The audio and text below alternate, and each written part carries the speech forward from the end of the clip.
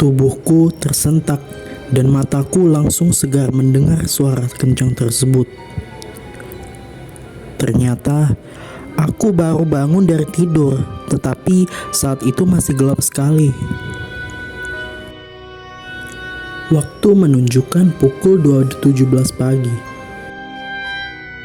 Suara apa itu? Aku tidak yakin apakah itu hanya mimpiku, suara binatang, atau memang suara teriakan manusia. Aku membuka tendaku dan keluar dari tenda. Kemudian aku mengambil senterku dan memutuskan untuk berjalan-jalan sedikit di sekitaran area perkemahan.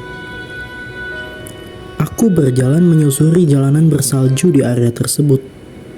Tanpa kusadari, aku ternyata sudah berjalan agak jauh.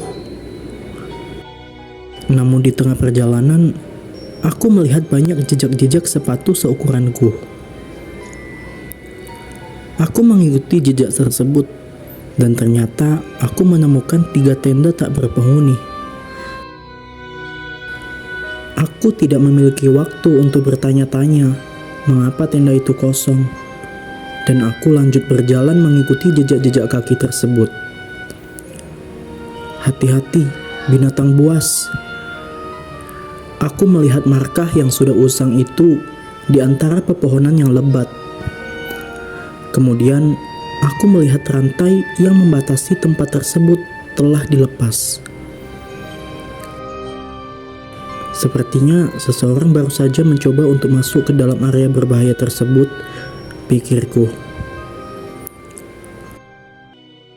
Di titik ini, aku mulai merasakan kejanggalan. Aku bahkan berasumsi bahwasannya orang-orang yang menghuni 3 tenda tersebut mencoba untuk masuk ke dalam area terlarang itu dan pada akhirnya menjadi pengisi perut binatang-binatang buas.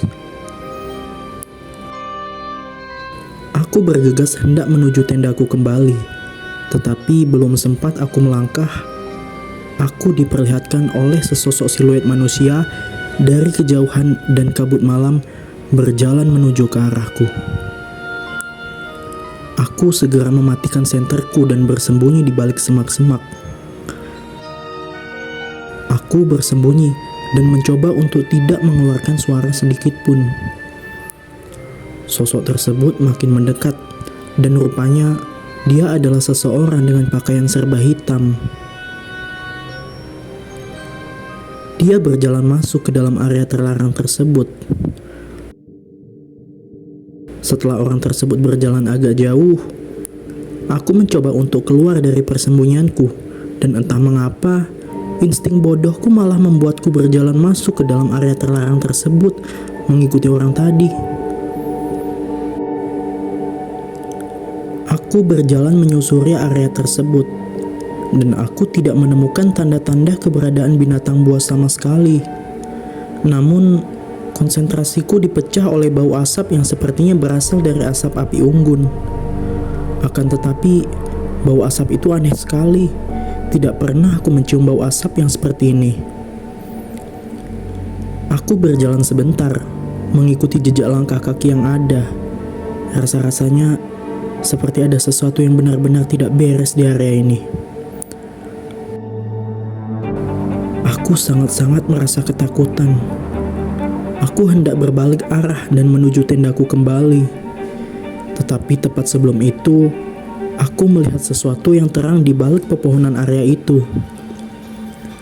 Rasa penasaranku ternyata mengalahkan insting bertahan hidupku. Aku melangkahkan kakiku dengan penuh keraguan. Selangkah, 2 langkah, 3 langkah, dan alangkah terkejutnya aku melihat pemandangan yang baru saja kusaksikan dengan mata kepalaku sendiri. Aku melihat kumpulan orang-orang berbaju serba hitam yang tengah membakar 2 sosok manusia dan menyalip 3 mayat. Aku benar-benar tidak percaya dengan apa yang kulihat. Aku mencoba untuk kabur dan meninggalkan tempat ini secepatnya. Akan tetapi sebelum itu, Aku harus memotret apa yang baru saja kusaksikan ini, supaya aku dapat melaporkannya ke pihak kepolisian.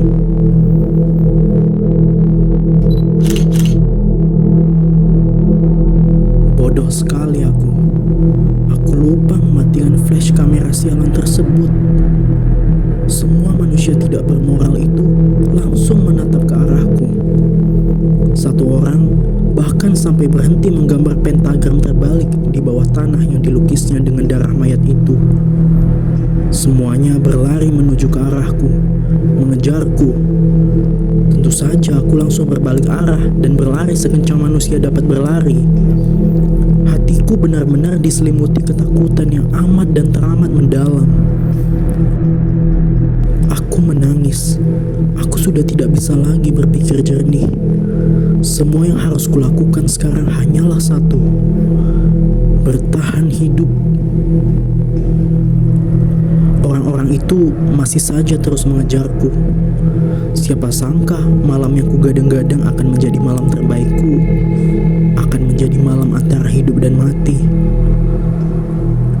Di saat-saat mengerikan itu, aku melihat mobilku yang terparkir di seberang jalan. Aku bergegas menuju ke arah mobil kesayanganku itu. Namun, belum sempat aku masuk ke dalamnya, salah satu anggota kultus sesat tersebut berhasil mencegatku dan melemparkan belatinya dan tepat mengenai betis kananku. Aku tersungkur. Aku tak sanggup lagi untuk berlari. 7 orang, tidak, 9 orang berjubah hitam itu mengelilingiku. Tubuhku tergeletak lemah, dan tangan kananku mencoba untuk meraih mobilku yang jauh dari pandanganku itu. Mulutku tersumpal salju, mataku basah dengan air mata, telingaku berdenging. Samar-samar, aku melihat orang-orang terkutuk itu mengayunkan kapaknya ke arah langit. Kurasa kapak tersebut menjadi pemandangan terakhir yang dapat kulihat di sisa hidupku.